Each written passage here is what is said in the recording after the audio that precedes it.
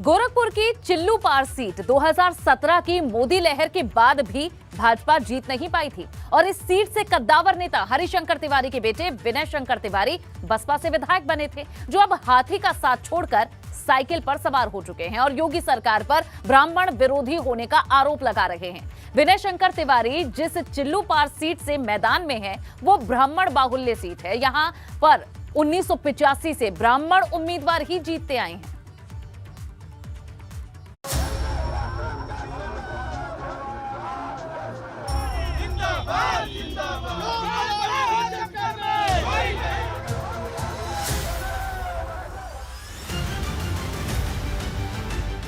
गोरखपुर की चिल्लूपार सीट पर कांटे की टक्कर दिख रही है, जहां पर भाजपा और सपा के बीच सीधी टक्कर होने के कयास लगाए जा रहे हैं। दरअसल चिल्लूपार सीट पर भारतीय जनता पार्टी ने राजेश त्रिपाठी को प्रत्याशी बनाया है, वहीं समाजवादी पार्टी के प्रत्याशी के तौर पर विनय शंकर तिवारी ताल ठोक रहे हैं। चिल्लूपार सीट ब्राह्मण बाहुल्य सीट मानी जाती है और इस सीट पर दिवंगत हरिशंकर तिवारी का दबदबा लंबे अरसे से रहा है और इस बार इस सीट से हरिशंकर तिवारी के बेटे विनय शंकर तिवारी समाजवादी पार्टी की टिकट से मैदान में है, जो 2017 में इस सीट पर बसपा से चुनाव जीते थे।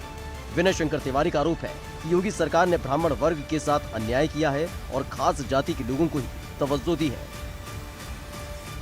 ये वाली रोड तो नहीं उतनी अच्छी है। तो ये वो बाबा की देन है, ये जो जिनको आप हाँ तो उन्हीं की देन है कि आपने अगर इसके लिए तो हम नीचे और ऊपर दो नीचे ही देखकर चल रहे हैं, तभी तो बात कर रहे हैं। आपको उनके बजट को देखना पड़ेगा कि 1.5 लाख करोड़ का बजट गायब कर दिया उन्होंने।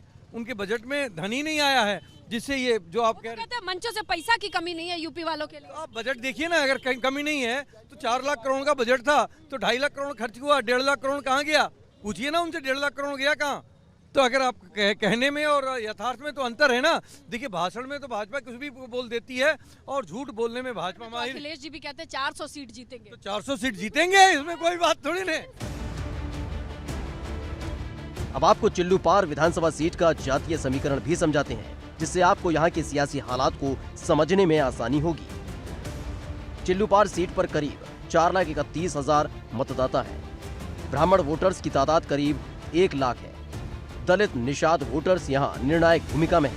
1985 से चिल्लूपार में ब्राह्मण उम्मीदवारों का दबदबा है। चिल्लूपार विधानसभा सीट पर लंबे अरसे से ब्राह्मण उम्मीदवार ही जीत दर्ज करते आए हैं और हरिशंकर तिवारी की सियासी विरासत संभाल रहे उनके बेटे विनय शंकर तिवारी को पूरा भरोसा है कि इस बार भी चिल्लूपार की जनता का आशीर्वाद उन्हें ही मिलने वाला है। हालांकि उनका ये भरोसा कितना कायम रह पाता है, इसका पता तो 10 मार्च को चुनाव नतीजे सामने आने के बाद ही चल पाएगा।